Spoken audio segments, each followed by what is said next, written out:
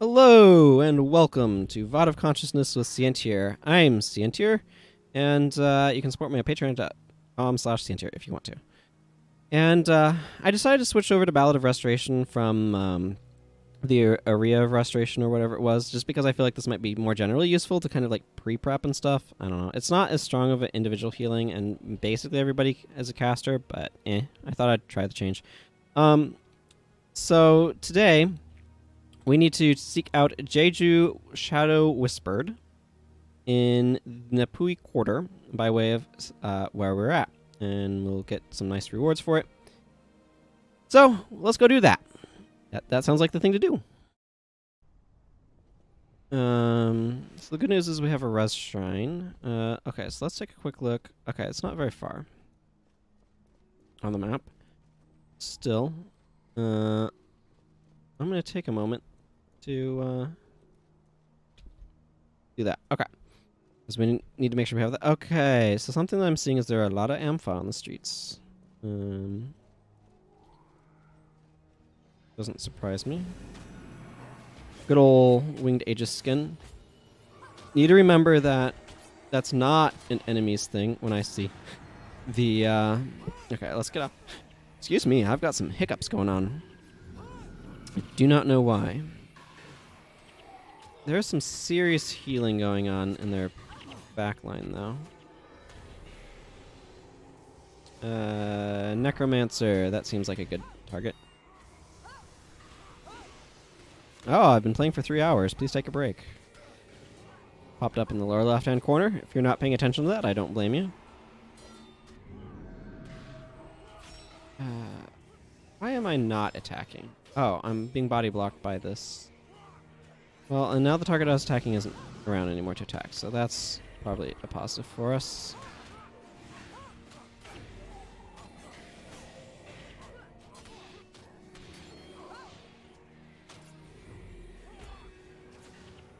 Actually, let's go after this Mesmer. Okay, now we just have this warrior and that guy left. Hey, a Well of Power. That's nice. I've actually been really appreciating General Morgan using that. Weird as it may sound, I feel like he's better about using it than Necromancers have been, which is, like, primary Necromancers, to be clear, which is kind of strange. I suspect we're going to go after the Jade Brotherhood after we take care of Amphos. I guess we shall see. Don't even know if this goes the direction that we want to be going. I kind of want to make sure I'm taking out the Necros, because they kind of are obnoxious. Because of the Plague Signet stuff. Oh yeah, get me right up in that well. Okay, why is my backline dying? Let's get rid of this assassin.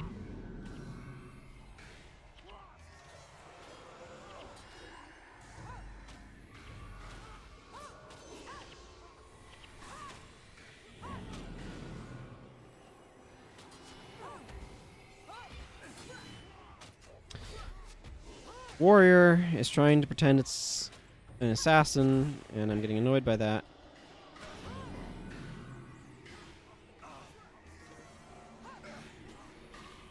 Rider's defenses won't protect you from Ray of Judgment, which our ally is conveniently flinging your way.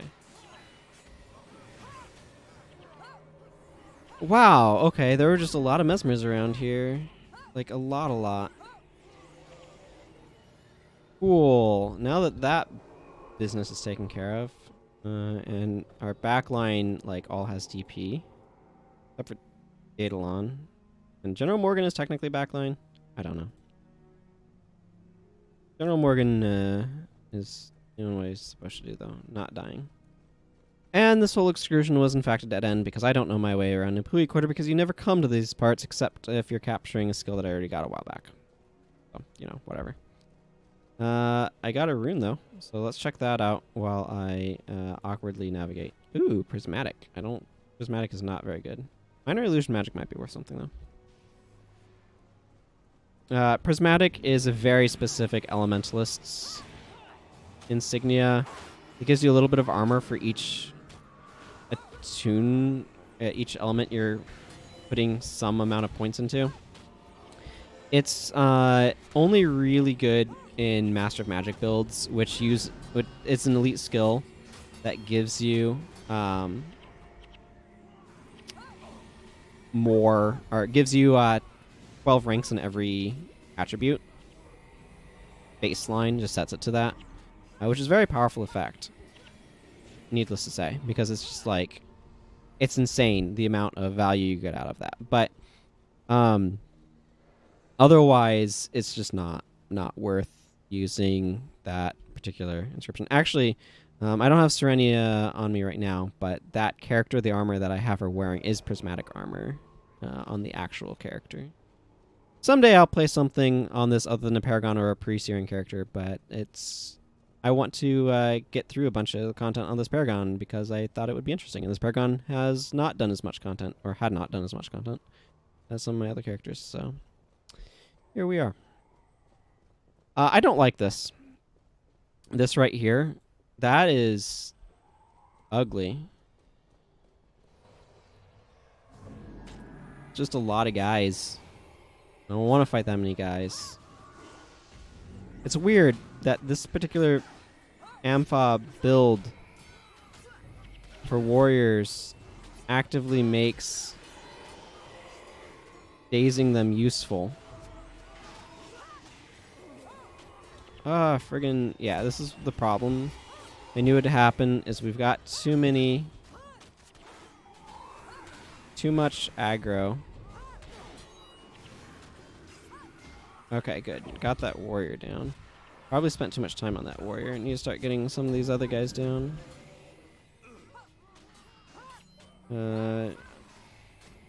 Thing.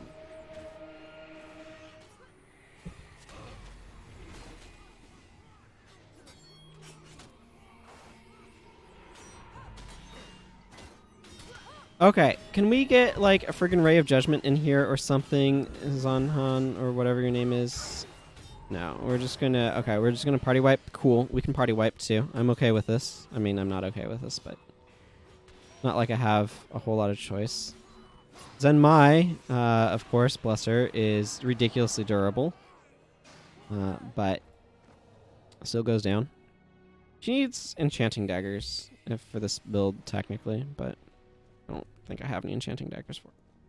Just gonna keep using these Poisonous Dragon Fangs of Dagger Mastery that you get from typing /bonus.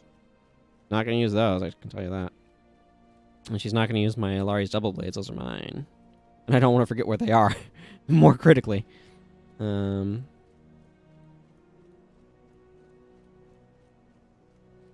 Interesting. That book is... I probably should go back sometime and fill out the rest of that. This is full, and I need to figure out what I'm doing with it. I still haven't figured that out yet. Sorry, I'm kind of like... We read through that book already. I'm figuring out something to do whilst making my way back up to where all those enemies are hanging out. Okay, I feel like I made a wrong turn somewhere, but I don't think that I have. I just need to go around this gigantic wall thing. The Pui Quarter is weird. Fighting City is not a place I'd want to live. That much is for sure. Oh, and they have a Spirit of Life, don't they? No, that's not Restoration. Hopefully they don't have Spirits of Restoration. That would be... Yeah, take out this Necro.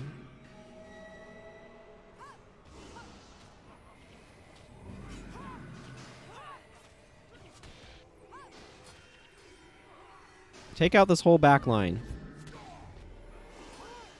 Okay, you know what? If you want to friggin' block me, block me.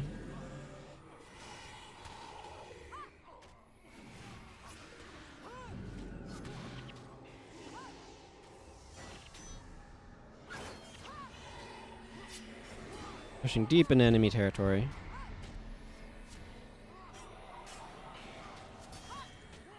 I want to take out this back line, darn it.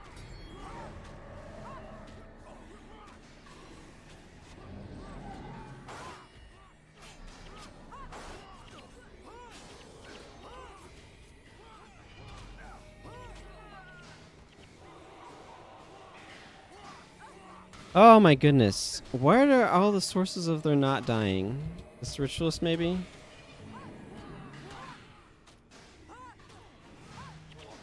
See, this is what the problem was all along. Like I said, there's two groups there, and I'm trying to fight two groups, and they have so much, like, more oomph than we do as one group that it's a bit ridiculous.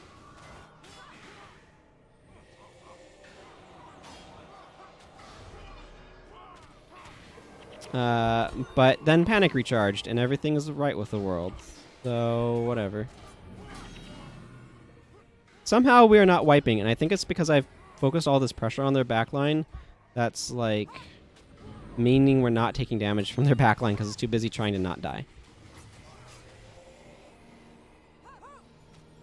So, you know, that's working out.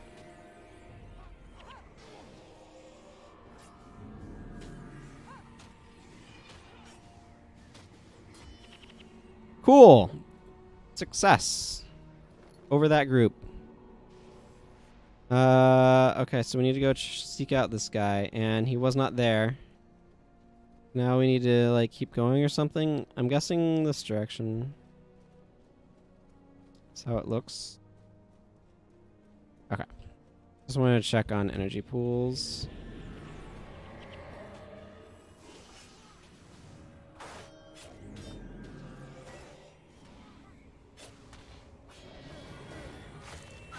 I don't want to stand in this fun heat. Physical resistance, you say?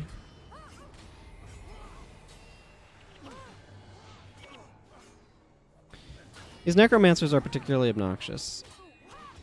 So anytime we can focus them out, I am happy.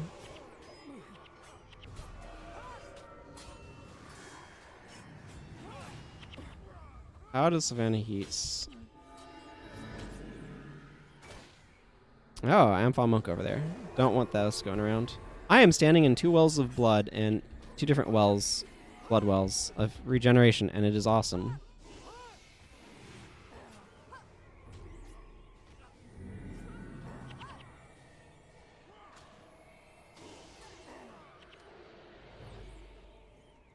Huh. Apparently being incredibly aggressive is a very good strategy. How have I not... I need 45 more experience points. Okay.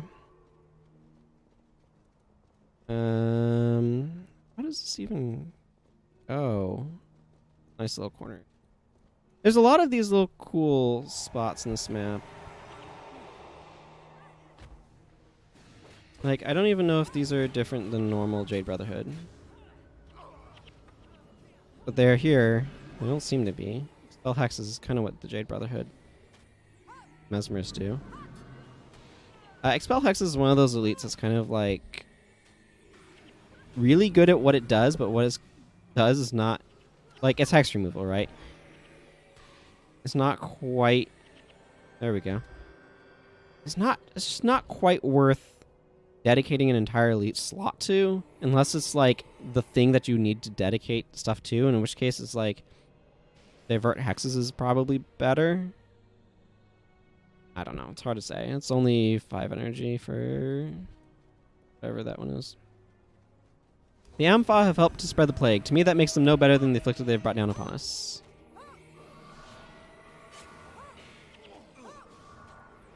I don't even know what's going on over here, except I'm losing all of my energy to stuff.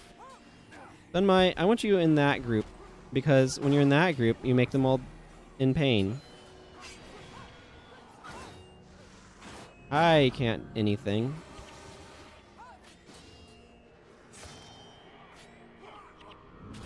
Okay. This is ugly. Okay, I've got thing on me I don't want on me. Okay, we're gonna wipe here. I've decided we're gonna wipe here on account of too many enemies, although somehow General Morgan is not dead yet.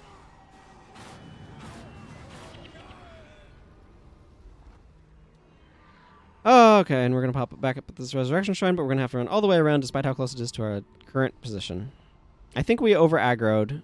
See how many Ampha there are there? Like, if we could just walk through there, that would work, but no. So we're going to take a hike. Hike back this way. Young Heroes of Tyria. The Great Northern Wall. Our first tale is of a young hero born in Ascalon. 2 years after the searing, this once great kingdom, crippled by a savage war, tries to hold back the tide of Char, pushing at its crumbling capital. Hearing word that Bonfaz Burntfur had amassed an army and was preparing to strike, Captain Kulhan instructed our young hero to scout the movements of the Char army. The hero and hand-picked squad that's awkward to have picked that close to each other like that. Picked their way through hills rumored to be haunted by ghosts of fallen soldiers, finally coming to a hilltop that overlooked the amassed Char forces. Below them, Bonfaz Burntfur's warband prepared to strike at the Great Northern Wall, but the immense size of this force momentarily paralyzed our hero, and in that moment the scouting party was spotted. The Char warband mobilized, and I am hoping to not fight those guys, mobilized and chased the scouting party all the way back to the wall, where Captain Kulhan awaited for word of their findings. Dun dun dun. Fort Rannoch. We next find our young Ascalonian hero in a desperate battle to push the invading Char back from the wall. Fighting their way behind enemy lines, our hero's party eventually reached Siegemaster Lormar, who needed help repairing the trebuchets. If made operable, these trebuchets could devastate the Char lines from behind. Together, they salvaged parts and repaired the first trebuchet and fired on the enemy. One careful shot took out an entire squad. Our hero fought deeper into Char-controlled territory to fire another trebuchet. Zanhe has joined us. Let's see. Finishing off the mighty warband and its leader, praise the unforgiving. The young hero's victory for Ascalon stoked a fire within Prince Rook, and he roused his men with a fervent speech for Ascalon and the king. Okay, now that we have spent some time reading that book because we had nothing better to do while running all the way back here,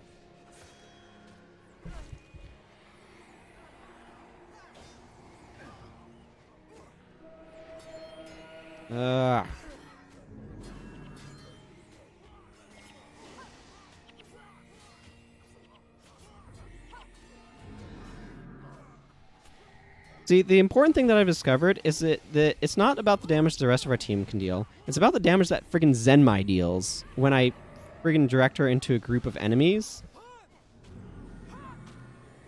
That damage is what's being critical here.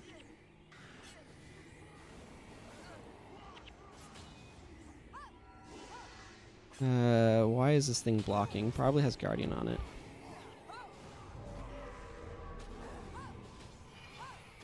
Stop doing all those things that you're doing, enemy.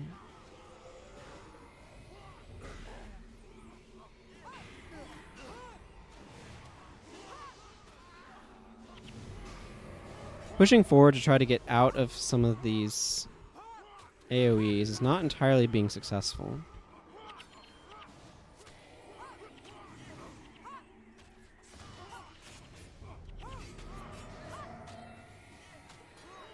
This is ridiculous. Look at how many dudes are bunched right here.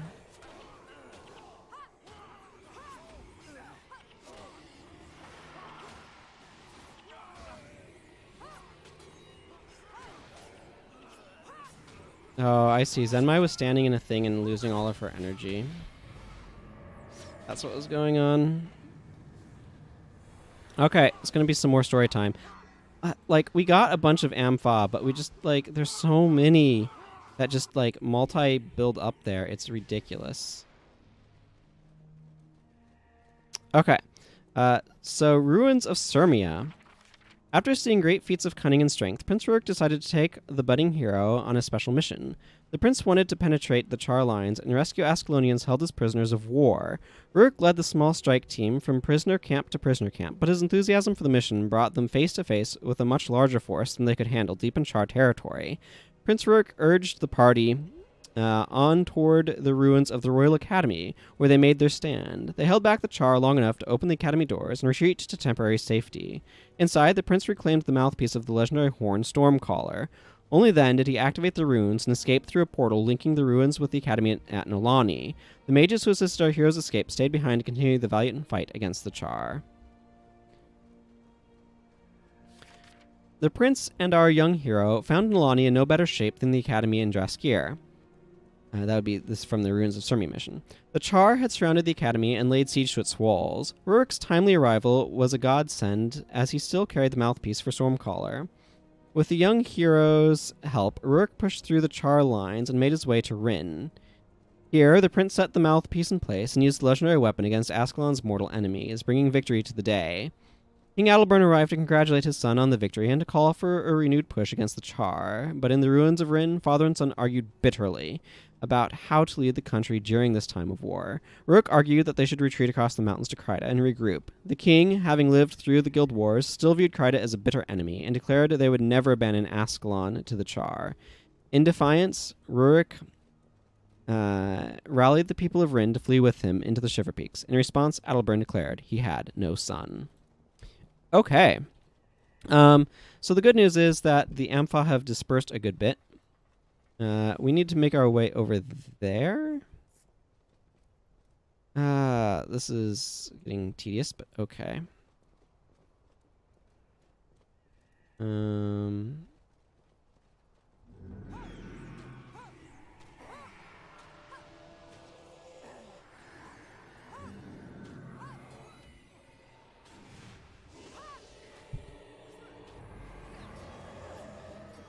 It's like any Ampha you fight draws out a huge crowd, and it's just ridiculous. Oh my goodness, why do they have so many necromancers? Why is there all these dudes coming from the side? This is ridiculous. Is it possible to fight these dudes just a few at a time? Or can you only aggro them in groups of like 20?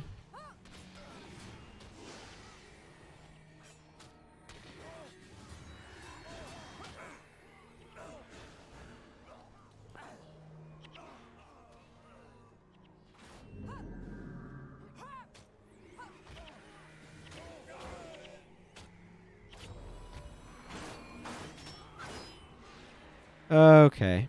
I'm getting fed up with this mission, everyone. I'm going to have to admit that.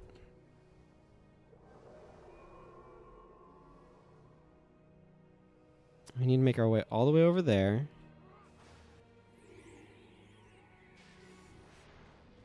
Ah. Is there another resurrection shrine? No. Like, if there was another resurrection shrine that made it so we didn't have to have this enormous run every single time. Do any of my heroes not have 60% death penalty? Yes. General Morgan and Daedalon do not. They're in a similar camp to me.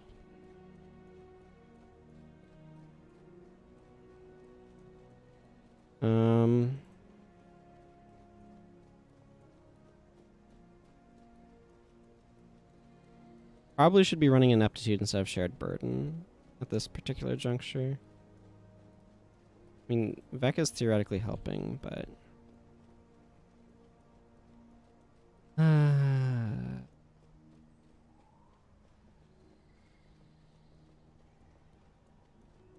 If I edited these episodes, by the way, I would totally be editing a lot of this running back out. I don't.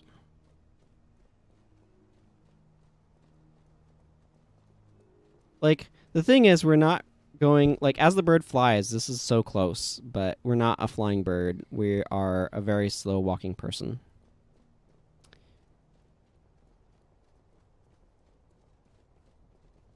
A very slow walking person who wants to know why there isn't a resurrection shrine anywhere useful. There's just that one right there, and then there's this one, like, way over here that I'm never going over there. Not during this mission, not unless they take a sudden weird turn. And again, the issue here is I can't seem to fight the Ampha without aggroing 20 of them. Like, we're fine against one group. We do well against one group. But, or we were doing well. At this point, we have so much death penalty, it probably is irrelevant. But the problem is, like, we're not fighting a group. We're fighting several groups. I'm just, like, going to charge in here.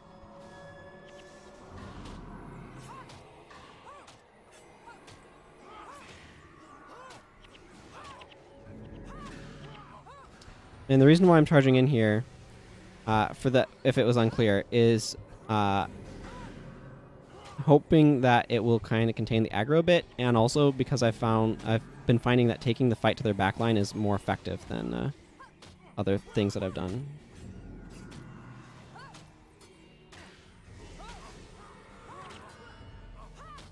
But see, like, somehow more and more Ampha are gathering, and it's being ridiculous.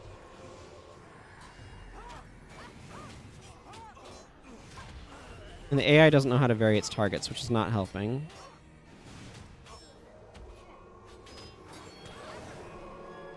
Did we even get any?